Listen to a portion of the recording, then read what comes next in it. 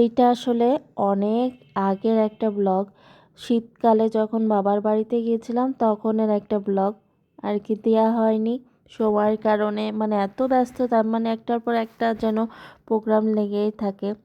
আর এই যে আমাদের কামরুল আঙ্কেল, ইনার কাছ থেকেই আমরা জামা কাপড় বানাই, তাই ভাবলাম একটু ভিডিওতে স্মৃতি হিসেবে রেখে দিই।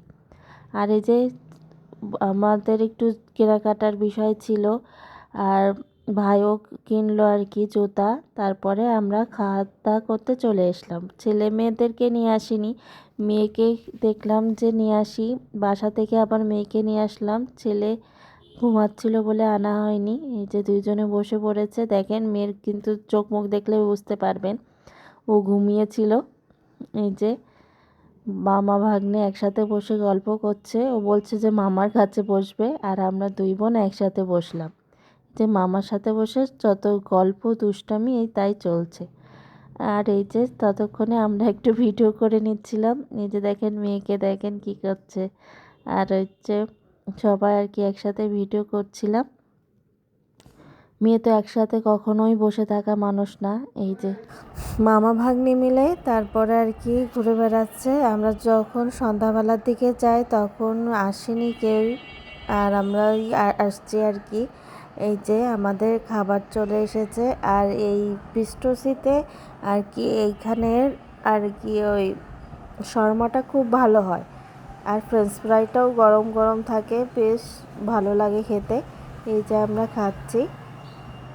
ফ্রেঞ্চ ফ্রাইটা প্রথমে দিয়েছিল, তারপরে আর কি শর্মা দিয়েছে।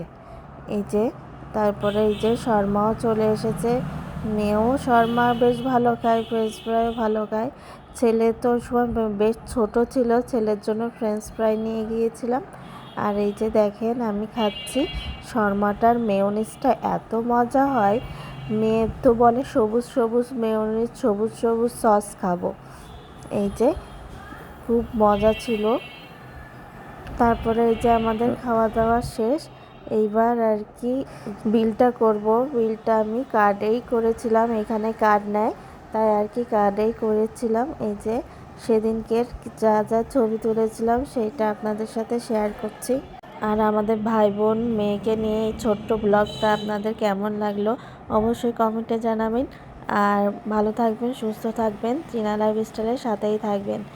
আর সুন্দর সুন্দর ব্লগ আসবে। শ্রীলঙ্কার ব্লগগুলো ভাবছি এই কিছুদিনের মধ্যেই দেব, আপনারা দেখতে পাবেন। আর চীনা লাইফস্টাইলের সাথেই চোখ রাখুন। ভালো থাকেন, সুস্থ থাকেন।